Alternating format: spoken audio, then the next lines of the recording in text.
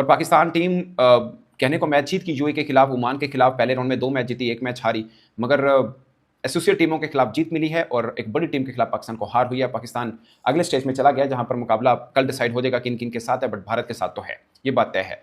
और इस जीत के बाद पाकिस्तान को एक क्रिकेट फैंस को भी खुशी से ज़्यादा कुछ परेशानी होगी कि इस बल्लेबाजी के साथ पाकिस्तान भारत नहीं खाली, अगर श्रीलंका, अफगानिस्तान, बांग्लादेश, इन तीनों में से कोई भी 2 टीम आती है, उनका मुकाबला कैसे करेगा? अगर आप यूएई के खिलाफ इतना स्ट्रगल कर रहे हैं तो उनका उनका मुकाबलेबाजी कैसी होगी? और पाकिस्तान के टॉप बैटर्स, खासकर देखिए साइम अयूब बॉलिंग में थोड़ा शायद बेहतर कर रहे हैं, मगर बैटिंग में 8वीं दफा उनका सिफर है, आखिरी 6 में 4 दफा उनका सिफर है, रन नहीं आ रहे। और पाकिस्तान की पूरी बैटिंग टॉप 8 में से उठा के देखेंगे तो 130 प्लस के स्ट्राइक रेट के साथ सिर्फ एक बल्लेबाज खेले हैं, वो है फखर जमान। और बाकी बल्लेबाज का आप देखिए तो आपको डबल फिगर भी मुश्किल से नजर आता है।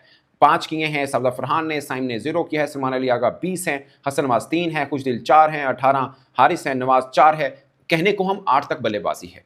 नीचे शहीन शाह अफरीदी ने भी 14 बॉलों पे 29 किया, इससे पहले इंडिया के खिलाफ भी 200 की स्ट्राइक रेट के साथ उन्होंने बल्लेबाजी की थी। तो उनका बल्ला चल रहा है, लोग मजाक से लिख रहे हैं ओपन इसी को करा दो, मगर ओपनर हमारे हारिस रऊफ हैं, सफदर फरहान है। सफदर फरहान की मुझे एक चीज़ की समझ नहीं, बल्कि मैं आपको दोस्तों कुछ स्टैट बताऊंगा जो थोड़े परेशान कुन है, मेरे लिए परेशान कुन है कि हम हमारे ये वो खिलाड़ी हैं जो अच्छा खासा खेलते आए हैं। मिसाल के तौर पर 2 चीज़ें हैं, एक आखिरी 14 मैचेस की इनिंग लेता हूं, यानी जो पाकिस्तान बांग्लादेश के खिलाफ अपने घर में जीता था, उसके बाद हम बांग्लादेश कहते हैं, उससे लेकर अब तक 14 मैचेस बनते हैं। एक वो लूंगा और एक वो स्टैट बताऊंगा जो हम ट्राई नेशन से लेकर अब तक खेलते आ रहे हैं, आपको थोड़ा सा चीजें पता चलेंगी। कप्तान सलमान अली आगा ने 13 इनिंग्स में, आखिरी 14 मैचेस हैं लेकिन इनिंग 13 है, उनके 205 रन है, एवरेज 20 का है, स्ट्राइक रेट 90 का है। 13 मैचेस में स्ट्राइक रेट 90 का है, 150 है।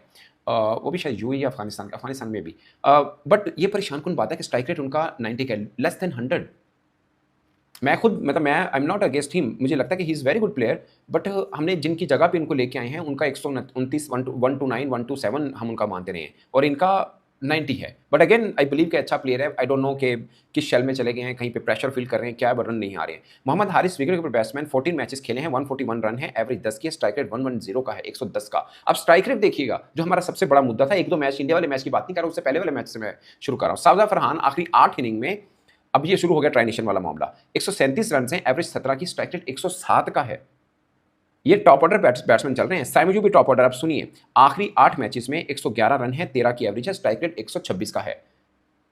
ये इनमें ज्यादा बेहतर लग रहा है, मगर 126 का है, less than Rizwan and Babar both. मैं अगेन कंपैरिजन नहीं कर रहा, मैं वैसे बता रहा हूं क्योंकि इन चीजों को रेट किया गया था कि इनका स्ट्राइक रेट अच्छा है इसलिए। हसन नवाज आखिरी 8 मैचेस में महज 110 रन है, एवरेज 13 का, स्ट्राइक रेट 120 का है। सो ये वो चीज़ें हैं जो कि ऑब्जेक्शनेबल हैं।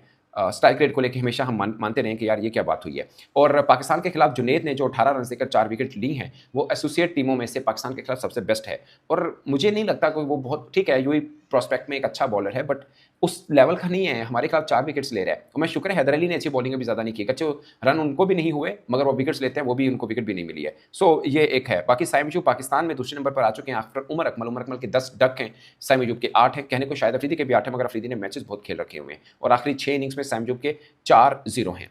अब सवाल ये पैदा होता है कि इस परफॉर्मेंस से ऑनेस्टली स्पीकिंग पाकिस्तान की बॉलिंग का इम्तिहान उस तरह से आया नहीं। अब कहेंगे कि यार 150 स्कोर बना के हम जीते हैं, बट मुझे लगता है यूएई के खिलाफ, अब देखिए ना, इंडिया के खिलाफ भी आपने थोड़े से कम रन बनाए, 127 थे, और मैच कहीं पे भी नहीं हो पाया। सो बैटिंग बॉलिंग का इम्तिहान भी जेन्युइन अभी काफ़ी मैचों से नहीं हुआ है। शायद अगले मरहले में थोड़ा हो, वो हम जैसी टीमें हैं, श्रीलंका, बांग्लादेश, अफगानिस्तान कोई भी है, वो हम जैसी टीम, मैं इंडिया को नहीं गिन रहा, वो शायद बेहतर टीम है बाकी की निस्बत, मगर वो हम जैसी टीमें हैं। सो उसमें ये एरर गया ना कि आपके ऊपर से रन नहीं आ रहे, आपके मिडल में रन नहीं आ रहे हैं, ना पावर प्ले में रन कर रहे हैं, ना मिडल में रन कर रहे हैं, और दूसरा आपकी बॉलिंग भी कुछ खास नहीं है। मुझे लगता है शहीन शाह अफरीदी, हारिस रऊफ, अबरार, ये 3 रेगुलर बॉलर हैं, बाकी सब ऑलराउंडर हैं।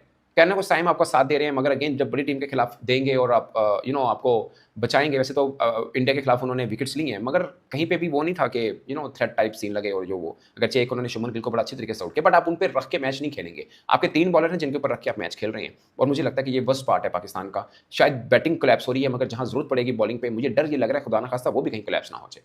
सो शायद एक और बॉलर, आज आपने क्या किया, खुशदिल शाह को ऐड कर लिया, और किसकी जगह पे किया, मेरा ख्याल है फहीम अशरफ की जगह पे किया, और आपने सुफियान मुकीम की जगह पे हारिस रऊफ को कर लिया। सो आपने एक ऑलराउंडर को निकाल के, एक बैटिंग कह लें ऑलराउंडर है, खुशदिल शाह भी बॉलिंग कर सकते हैं, बट आपने उस तरह से उनको नहीं रख रहे हैं। वैसे सलमान आगा ने आज ओवर किया, उन्होंने विकेट भी लिया, उससे पहले 1-2 बाउंड्री लग गई उनको, बट मुझे लगता है कि पाकिस्तान बॉलिंग में थोड़ी मार खा रहा है। हमारी बैटिंग तो कोलैप्स हो रही है, मगर बॉलिंग में भी पाकिस्तान मार खा रहा है। 3 बॉलर्स के साथ आप अपनी जैसी टीमों को मुकाबला थोड़ा मुश्किल रहेगा। वो अलग बात है कि पाकिस्तान जब बुरी तरह से हार रहा होता है, बीच में एक छोटी कमजोर टीम से जीतता है, तो थोड़ा सा मोमेंटम बन जाता है, बट आई डोंट नो हम कब तक माजी की एग्जांपल को लेके आगे चलते रहेंगे। ओवरऑल क्रिकेट देखिए हम बहुत बुरी खेल रहे हैं। ओमान के खिलाफ 160, 127, इंडिया के खिलाफ 46, 47 हमने यूए के खिलाफ की है। एटलीस्ट इन टीमों के खिलाफ तो 200 वाला हिंसा पार होना चाहिए था, अगर आप अपनी टीम को थोड़ा बेहतर रह रहे हैं। मुझे आज पता क्या लग रहा था? मुझे लग रहा था कि यार इंडिया से हारे हो, ये सब मामला हो गया, हमारे खिलाड़ी का आप आज रूप देखिएगा क्या होता है, बॉडी लैंग्वेज देखिएगा क्या हो चढ़ के।